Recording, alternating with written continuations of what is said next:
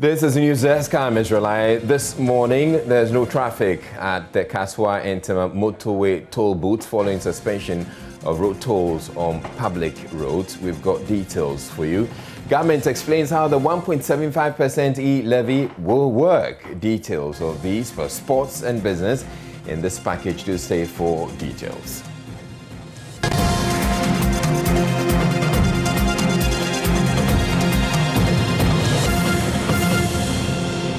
Finance Minister Ken Ofori-Atta has announced that motorists who apply tolled roads across the country will no longer be required to pay tolls immediately after the budget is approved. This was contained in the 2022 budget presentation on the floor of Parliament.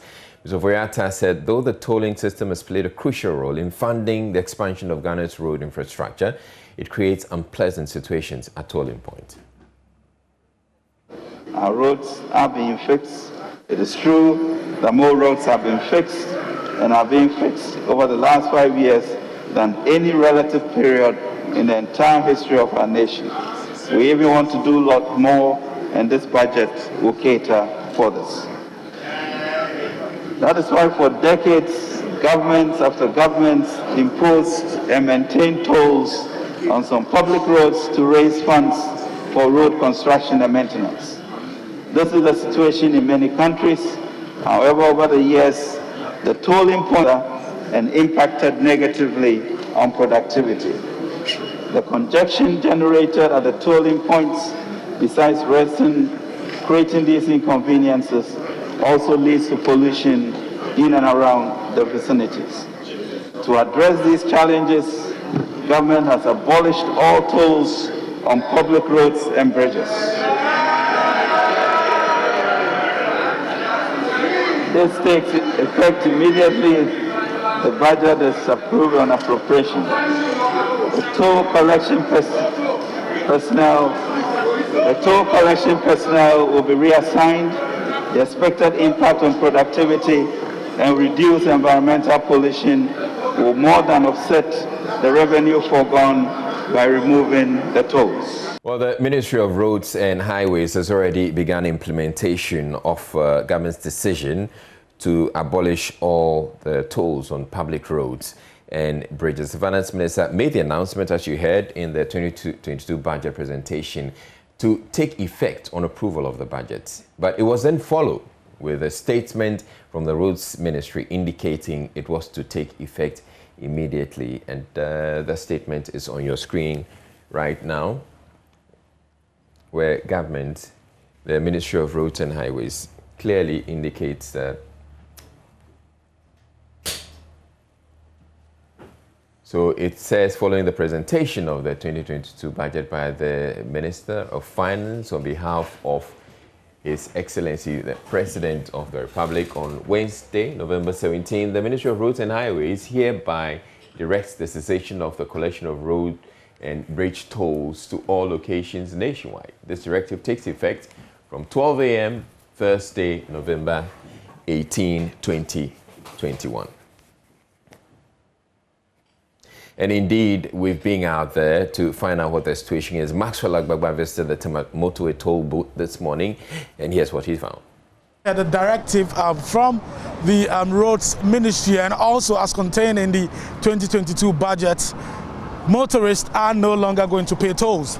And as contained in the statement that we saw from the Roads Ministry, security personnel, police officers here, armed police officers are actually on ground right now, ensuring that there's decorum here. Now, for persons who are not aware of this particular directive, what happens is that sometimes when they get to this point, they slow down, but two armed police officers who are there will signal them to move and continue, their journey. And that is what we saw when we were at Weja earlier in the day, at the Weja toll booth also.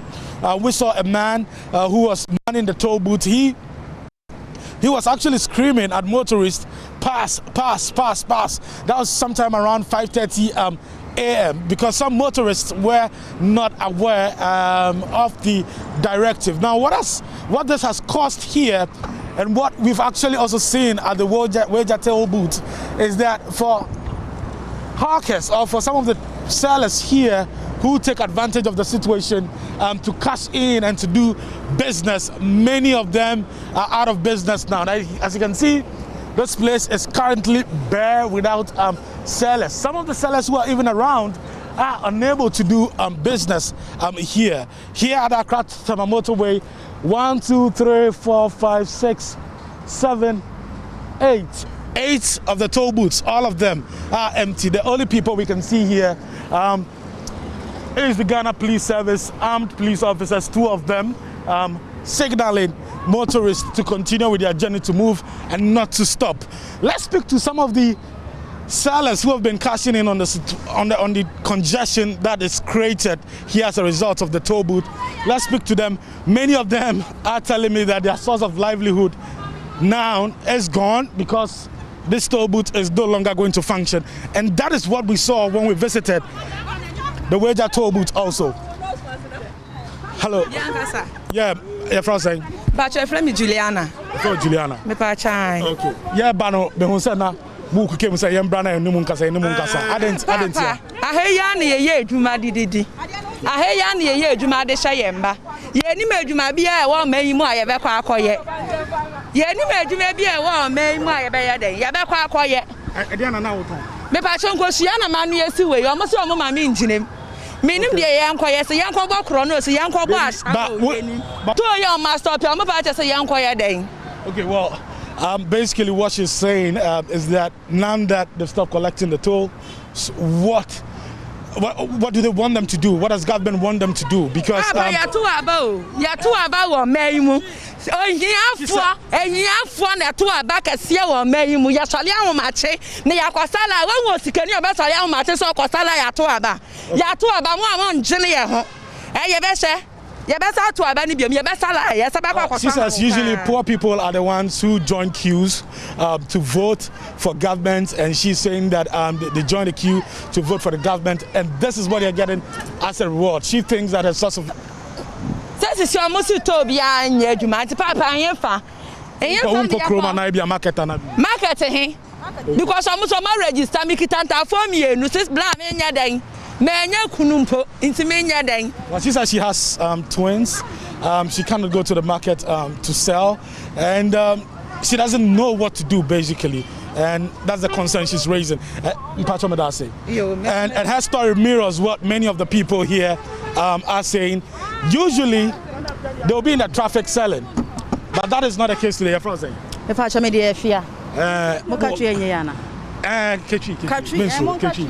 Now, in the affect to say, Bibia Montese, Abraboni, Munaya Haya. What's here? It's none and I could for their quenim Sabia back when you mukakra. Now we are quite the chamber, almost on my Medjala and Mukramanja, because Carlos to line the channel, yes, it's me, Tom Bibi, and my and Sakoyana says, I lie into your best out to Bibi. Okay, well, what she's saying is that they make money when there's congestion here, and that's how they sell to the people who are in the vehicles and the cars paying the toll. Now that the toll booth is no longer going to function, she doesn't know how they're going to survive. Yeah, that's it. Well, she says she's... Well, she says she's a member of the New Patriotic Party, and she's a member of the New Patriotic Party, and that she thinks there's a lot of hardship, and that the governance of the country is not really going well. More of them want to talk to us. At this point, it is very difficult to speak to the motorists because many of them are going beyond 60 kilometers per hour. Like I mentioned, to get any of them to talk to us. Because there's no congestion created here. There's no congestion here. You can see that police officer standing there, signaling the vehicles to move. And that is what is happening here. Let's try and see if we can get some of the motorists to talk to them. You are not a motorist. Come. You sell. You sell. What you sell here, right? Okay. Yeah, Genesis, plantain company, our Tama community one. And to be the plantain, the black boys, no matter no traffic. Yeah. Weekends, no more Jamaica. Since you have one thing, and you'll be an Yako Yako school between your Benjamin yet. This is your what's up with some million to do to boot. Basing on your child, a light beam. Okay, thank you. Well, he's also raising similar concerns about their source of livelihood taken away from them because these toll booths are no longer going to function. They told us that the tolls that are collected are very insignificant, that they spend countless hours, countless productive hours in traffic just waiting, to move. And they believe strongly that scrapping the toll system would now reduce their travel time, would now reduce their commute time. Now, what we saw, we used the road on both occasions. When we used it, we did not have to pay any toll. So that's the situation here at the Accra Toll Plaza. It's free for all, no payment at all. Motorists are happy, are excited. The traders and the sellers here are not happy because they say that now their source of livelihood has been taken away from them. All right, so Enimu Animado also visited the Kaswa toll booth, and the story is not different. The motorists are excited that they don't have to pay any tolls, and the traffic is moving very smoothly. But then the hawkers who work around that area are not so happy. In the over 10 years since this road was constructed and this toll booth was constructed, it's an almost unprecedented scene to see cars and traffic flowing freely at this point. But this is the aftermath of the 2022 budget, where toll booths were thrown away, some would say. No more taxes at the tolls, no more collection of money at the tolls. You don't have to pay the usual 50 pesos or 1 CD at the tolls to be able to get through.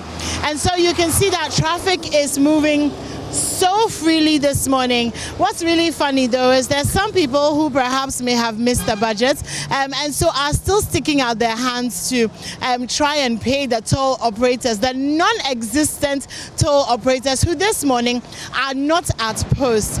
That's been quite funny to see. But on the large, people are just driving through. A lot of cars are honking when other cars slow down. Perhaps those who don't know that they're not meant to stop and give money anymore. So this is the scene from Kaswa this morning. Free flow of traffic and an almost celebratory mode, especially from the trotro drivers who, well, they don't have to pay money anymore, do they? So that's what's happening here. On the other side, though, the usual crowd of hawkers can't really be found. If you look around, you notice that there's normally quite a good number of people who are selling, drinks, bread, all sorts of things, plantain chips. We can't really find them this morning because the traffic is moving, so there's nobody to sell to really. But on the other side of the road, those who have mounted stands, so those who are selling bread and drinks and have tables, are at post. However, you would observe that actually people are not stopping to buy those things because we do a lot of convenience shopping, and so it's not convenient anymore to actually stop. We're going to go over to some of those who are selling by the roadside and talk to them, because obviously their business are going to be affected. They're not going to have as many customers because the traffic is flowing. Another question that comes up is that, is this going to generally decrease the amount of traffic on this road? So when we were driving and coming, there was still a little bit of traffic at Weija. I'm going to Malam, and for a long time we've blamed that on the toll booth. But this morning we're finding out that actually that traffic has nothing to do with the toll booth, and so we'll see if maybe as the days go by that traffic will ease and this road will become a road. At the Kaswa toll booth, and this morning the MP for the area, Mr. Sylvester Tete, is here to address concerns of the hawkers, because this is their business, this is their livelihood, and this morning there's really no one to sell to, so they've gathered here. As you can see, they seem really annoyed, not happy about the situation, but the MP is here, so we're just going to have a quick conversation with him and find out what he's doing here and what he plans to do about his constituents who are very upset this morning. Well, thank you very much. I mean, it's usual of any human being when you are affected by a policy of government. Naturally, you react the way my constituents are reacting. I was in Parliament yesterday when the policy was introduced. Quickly, I had to make contact with them because I'm in constant contact with them. Even before yesterday, throughout the electioneering campaign, I've been here. Some of them are residents and constituents. They voted for me. So I have to come in and explain the government policy to them and announce an intervention I personally have for them in this constituency. I've announced 3 interventions that I'm going to do. we are going to do a registration of all the members here, and then I'll personally give them some soft interest-free loans, give it to them not to repay back, to support their businesses ahead of this Christmas. And then also the young ones among them, I've asked them to put their names together. I'm going to train them in a vocation of their choice. And then the third one is to liaise with the municipal assembly to create a temporary market for them or to integrate them into the existing market. I'm going to look at the cost of getting into the existing market, to liaise with the assembly, to give them time to pay. Because if you ask them to go back today and demanding money from them, they won't be able to pay. So that is the intervention, the third intervention I'm going to do for the residents here today. And I've also told them, it is not everybody selling here that is a constituent. So I'm going to take the names of everybody wherever you're coming from. I'll reach out to their members of parliament that they should also come and support me to support them. So that is something I've just discussed with them. And they know, me, Sylvester Tete, I've been in constant contact with them. So these are people I've worked with and I continue to enjoy their company. Anytime I get here, there's a huge market here. Some of them even give me wares for free as a member of parliament. So today, when they are in this situation, I can't turn my back at them. I have to dip my hands into my pocket and come to their attention. And of course, I'm going to assess government support to support their businesses. Because this is the informal sector that supports our economy. All the wares they sell here is being produced. Some of them are produced in this constituency under one district, one factory. And for that matter, when we don't promote the sales of locally manufactured goods, obviously it affects the manufacturers and affects industrialization that we are driving so well in this country. Okay, well, thank you very much for speaking to us this morning. That was the Honourable Member of Parliament for this area. And there are lots of hawkers around. They're not happy at all. I'm not sure if some of them will speak to Muni Mebekasa. I'm hoping some of them will speak to us.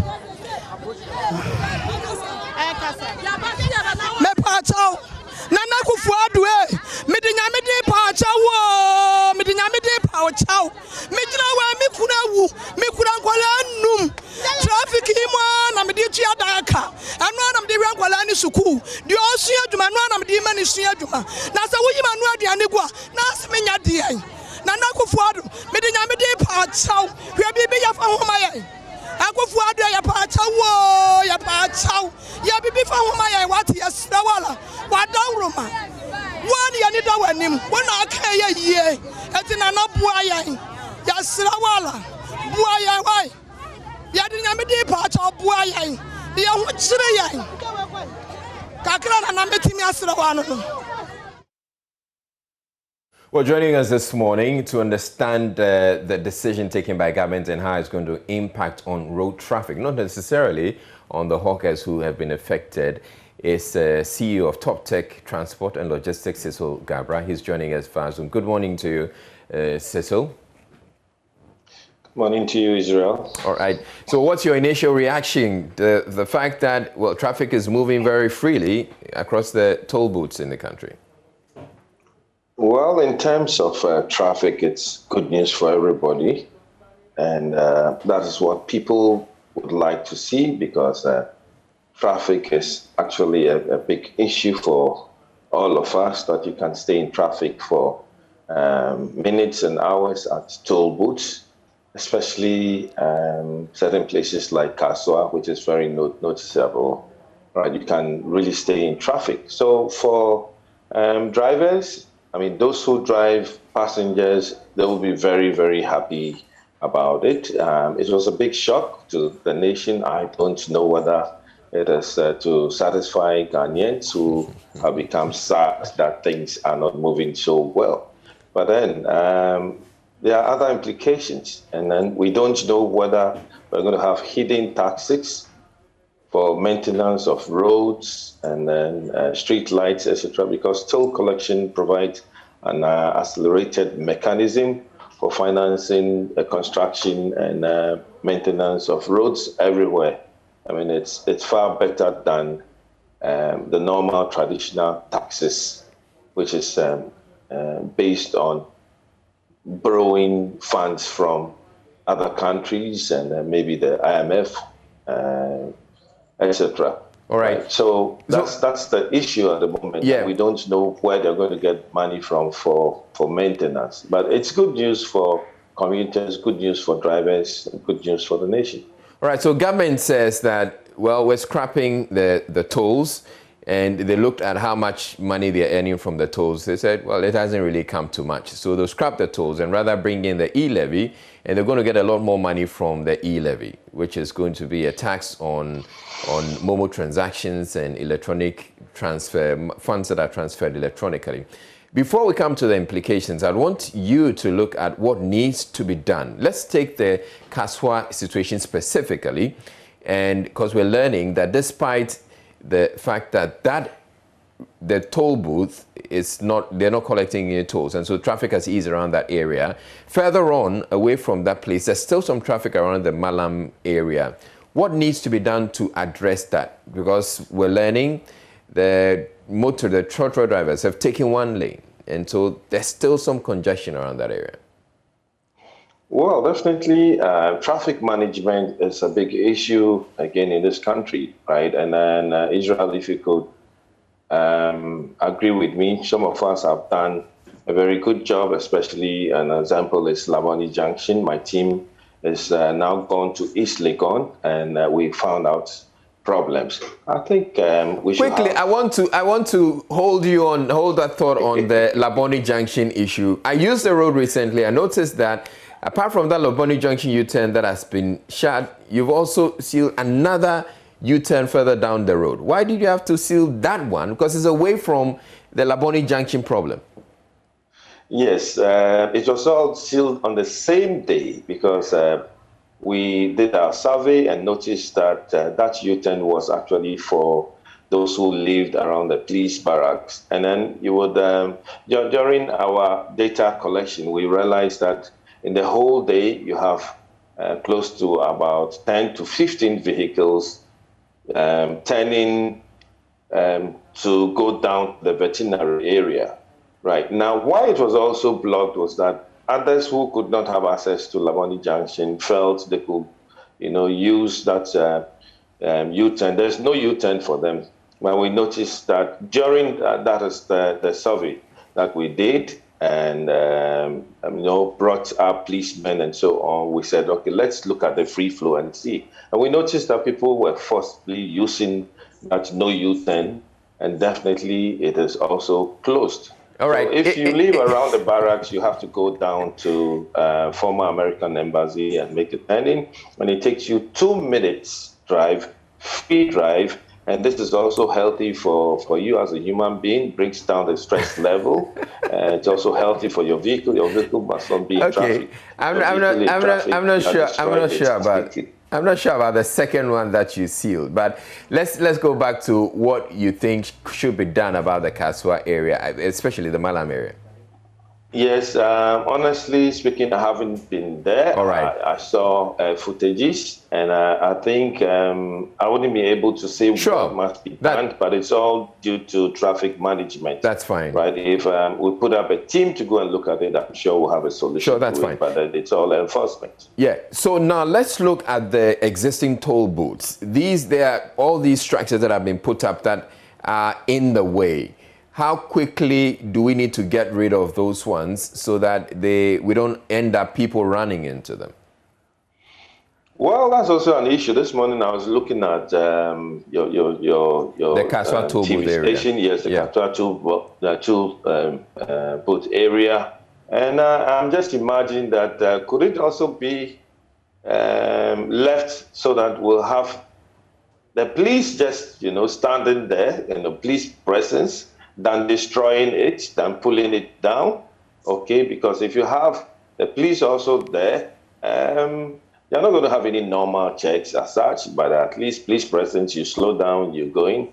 And that is also going to help to check armed robbers who are attacking us on the roads, right? I don't think we should pull it down. Just like I can see drivers are driving through, there must be police presence there. But it presents a safety issue because people could run into them. I don't think so, Israel. I mean, this is far ahead of you. You can see it in front of you. So, and just like Enimoa said on the motorway, even people are stretching their hands and they feel somebody in the toll booth. That alone is a deterrent for the drivers to behave themselves on on the road. All right. I don't think that there's a need to pull it down. I mean, that is what I want to say now. We should use it. We could use it for the police to take absolute control of their patrols and then take care of us. That's the most important thing in Israel. All right. So one other issue that has come up strongly is the hawkers who work around that area who are unhappy that the traffic has been eliminated because it means that they can't sell their wares to the people. I would want to believe that you look at it differently. Definitely. This is good news. It is road safety. Exactly. Right. Hawkers are being knocked every now and then. So it is good news. It's time for us to really look at the idea of putting them into a job as soon as possible. Okay. Like you know, others have made that area as a residence area. They bring all sorts of wares to come and sell. Sadly, you buy something around, and then if it is bad, you cannot see who you even bought it from. So good news for road safety, good news for the public that the hawkers must not hawk. I mean, it's really a nuisance to see hawkers around everywhere, especially the motorway also selling. So we need to get them some job to do as soon as possible, right? This will not favor everybody, okay? What has happened will favor majority of Ghanaians, and then few people will complain like the hawkers, right? We can't have everything at 100% when there are issues like this that has been addressed in the budget. It cannot favor everybody. Yes, sure. So for me, it's good news for road safety, and we must really support it. All right. Now, in having the conversation, we've looked at some of the implications of the decision. Are there any other implications that you want to look at before we go? Still on the toll booths? On the toll booth, yeah. Well, I think on the abolishing or scrapping the tolls. Yes, my only problem is the hidden taxes where everybody. Where you're wondering where it's going to come from.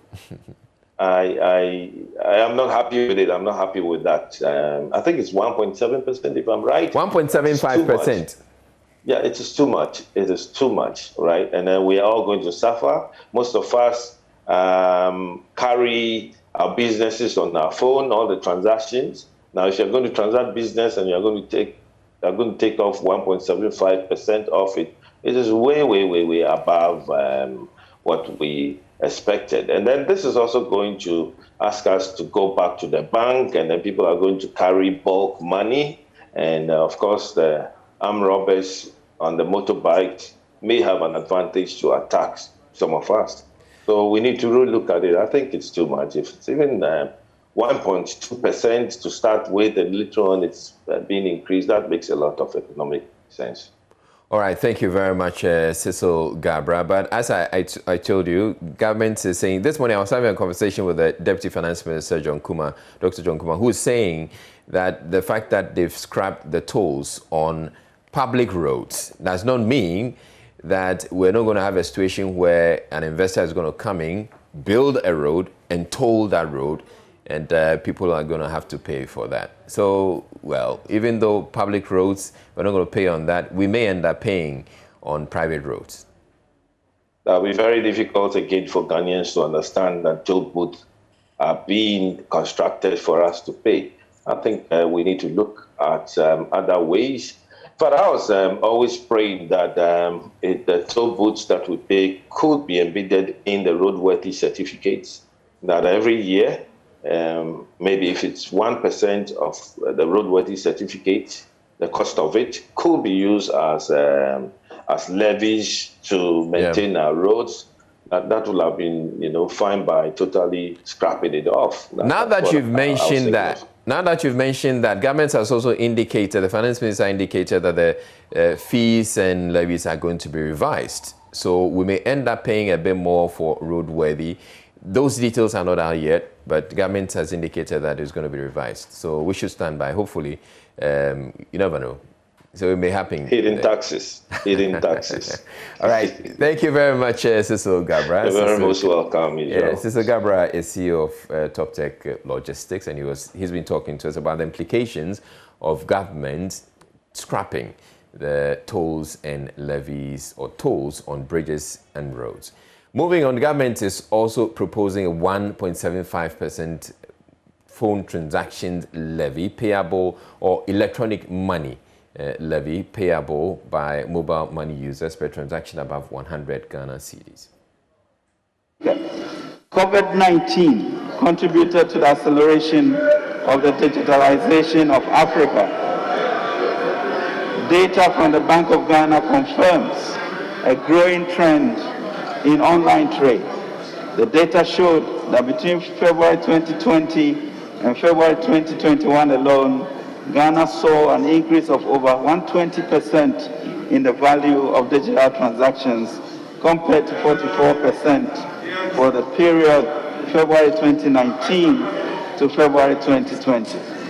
Apart from the convenience online trading offers, the surge has happened globally was primarily due to the increase in the use of digital platforms as a result of the COVID-19 pandemic. Total value of transactions for 2020 was estimated to be over 500 billion Ghana cedis compared to 78 billion cedis in 2016, just 5 years ago. While total money subscribers and active mobile money users have grown by an average rate of 18% and 16% respectively between 2016 and 2019. Mr. Speaker, it has become clear that there is this enormous potential to increase tax revenue by bringing into the tax bracket transactions that could be best defined as being undertaken in the informal economy. After considerable deliberation, government has decided to place a levy on all electronic transactions to widen the tax net and rope in the informal sector. This shall be known as the Electronic Transaction Levy or e-levy.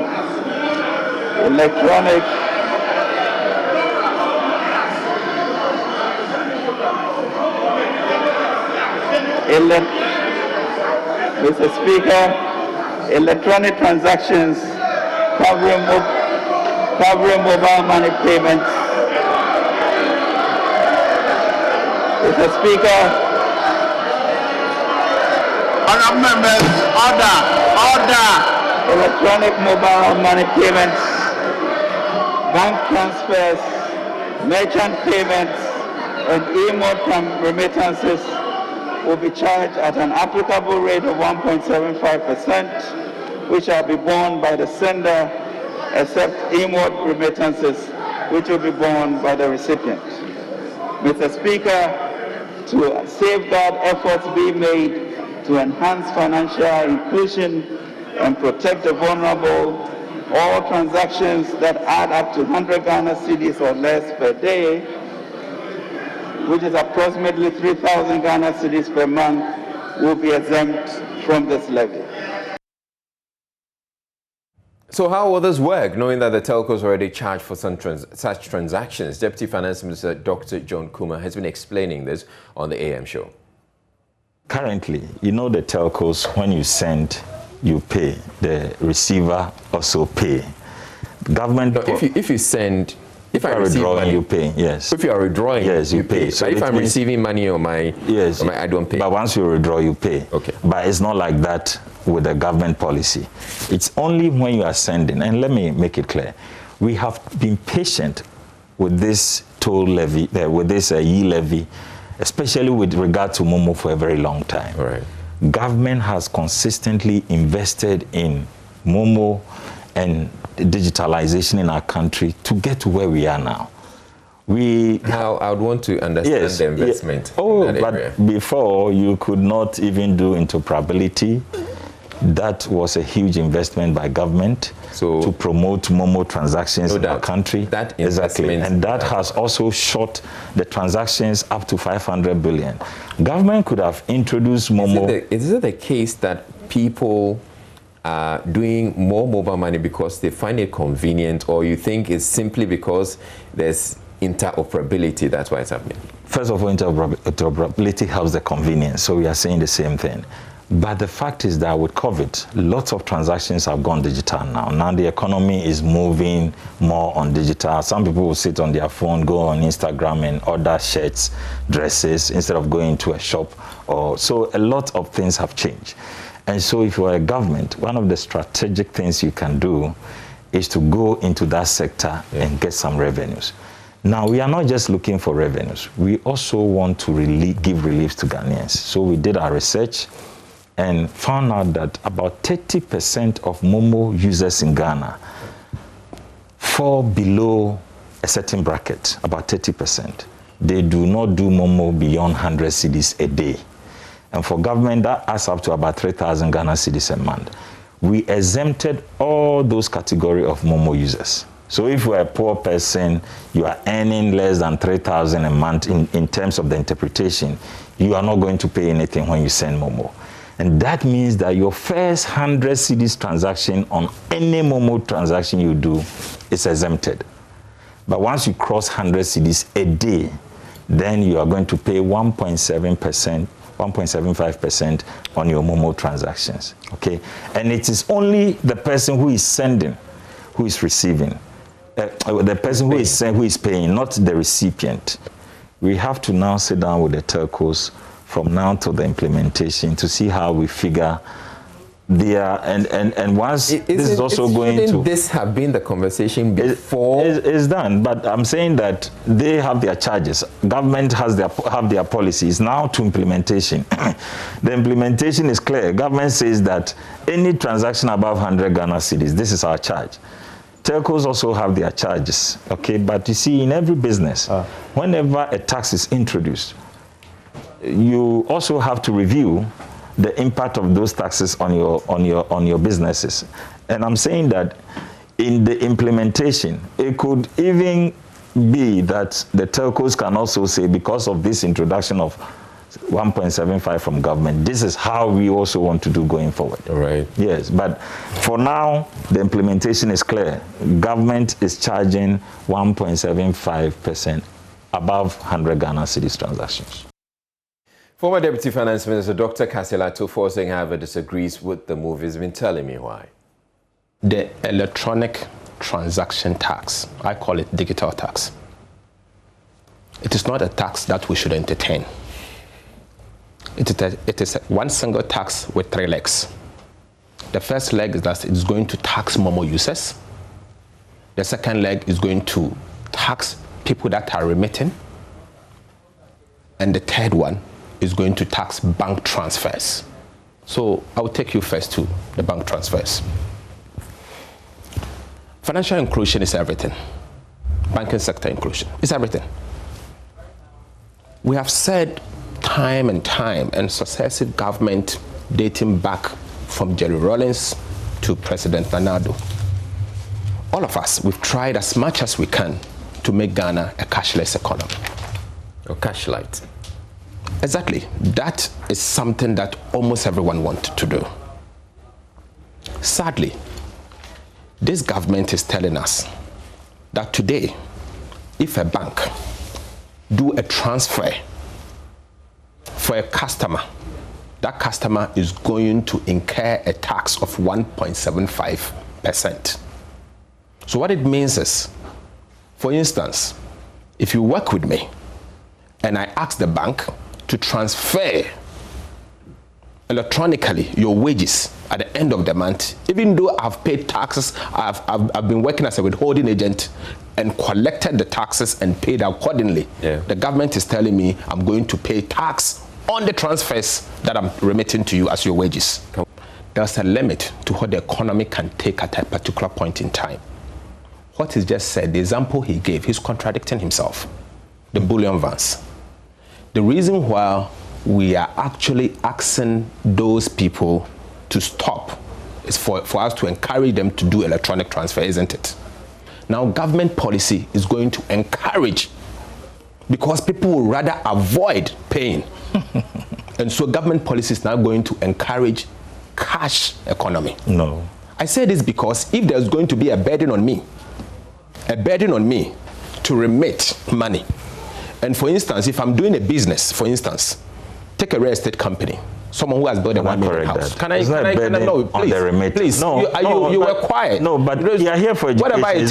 Whatever it is. Let me finish. We'll come to that. Yeah, but it's not a burden on the remitter. So it's a burden on who? On the person who's paying. Yes, of course. So put it rightly. It's not a remitter. No, I'm talking of the transfer. Right. I'm talking of transfer. I'm not going to remittance. I'm talking of the transfer. So the person actually doing the transfer internally. Okay, so this transfer I'm talking, I've not gone there. There are 3 years. Remittance. Yes, remittance. I've said I'm starting with transfers. So I've not gone to the remaining 2. Okay. So first of all, I'm talking about the transfers. And the transfers is that, for instance, you have a real estate company. You have someone buying a house from someone. Let's say 1 million Ghana cedis for easy calculations. 1 million Ghana, so 100,000 Ghana cedis. It should go through the banking system so that you'll be able to identify the person for tax purposes. Now, unfortunately, if that person pays 1 million Ghana cedis, what is going to happen is that person is going to pay 17,500 Ghana cedis as transfer tax, apart from the conveyancing cost and the stamp duties and all what they are going to pay.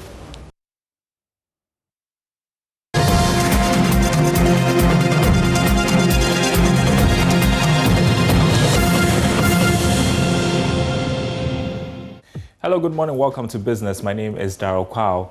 Government has justified introduction of tax on electronic transactions, insisting is a more efficient means of raising revenue without discouraging its use. Now, Finance Minister Ken Ofori-Atta has announced a 1.75% tax on all electronic transactions in the country. However, some have raised concerns about it affecting the use of digital platforms, especially those in these times. Now, speaking to Joy Business, the Minister of State at the Finance Ministry, Charles Edubuahin, disagreed. With an e-levy, everybody has a mobile phone. Everybody has access to the internet or uses, one of these payment platforms. So you circumvent or you leapfrog that need for that kind of infrastructure that the Western countries have to be able to enforce your taxes, and use a digital platform which actually allows you to be able to do this without the need for putting in place any additional major infrastructure, because you can do it without actually having to set up more offices and so forth and so on. You just set up a digital platform which can be managed remotely, and before you realize, you're able to collect effectively. See, and it also is very transparent, so you know exactly how much you're collecting. The probability of leakages is very minor, and so it becomes a very efficient way to do it. Oh, no, but there are concerns that we want to encourage people going digital. Yes. Any form of levy or tax could be a disincentive.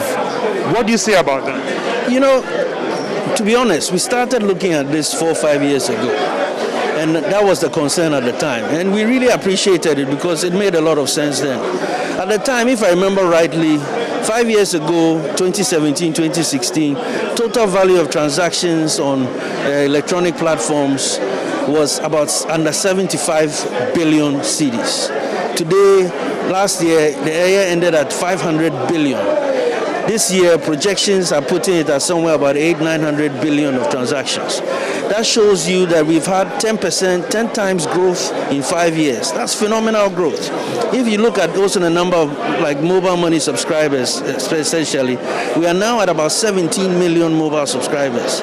In fact, the growth of mobile subscribers has got to the point where now you can see the penetration. That tells you that this is now a mature market. It's no longer a startup where it is an option. It's almost become a way of life. In fact, when you ask most people, they'll tell you that now they are more likely to send money on a digital platform than give somebody cash or write a check. Checks are almost dying, and so we feel certain that given the convenience that this provides, digital transactions provide to everybody, the payment of 1% or 1.75% on a transaction will not deter them from this, because it's still cheaper for them to send money to their carpenter or to their help or something in another town than to take a taxi or take a car, pay for fuel and go through that journey and the time spent. So the convenience factor that we have by being able to do digital transactions cannot be underestimated. Lead tax partner Deloitte Ghana, George Ankuma, is cautioning the government against possible double taxing as it reveals plans to introduce innovative ways of raising revenue. Known as e-levy, the government in the 2022 budget intends to slap some 1.75% on transactions covering mobile money payments, bank transfers, merchant payments, and inward remittances. Mr. Ankuma is urging government to clarify what constitutes the tax base for the new levies. Important for us to get some more clarity, probably by the time the implementation starts, as to whether this levy is actually going to be on the value of transaction or is going to be on the value of the service fee or service charge on e-services, because it was clear from the budget statement that it will be on bank transfers, it will be on mobile money and what have you. So it means that we have to now ask the question, is it on the value of the transaction, actual value of the transaction, or we are talking of the service that I received that I'm to pay tax on? Because if it's on the value, then a bit more questions need to be answered now. Because if my salaries are paid through the bank and I transfer part of my salary, it means my salary is going to now be taxed again because I've transferred to some other persons for whatever purpose. So I believe that a bit more clarity in terms of what constitutes the tax base for the levy to be charged on. And there are more news stories on the 2022 budget on our website, myjoyonline.com/business. You can read more on those stories there, myjoyonline.com/business. Sports is up next.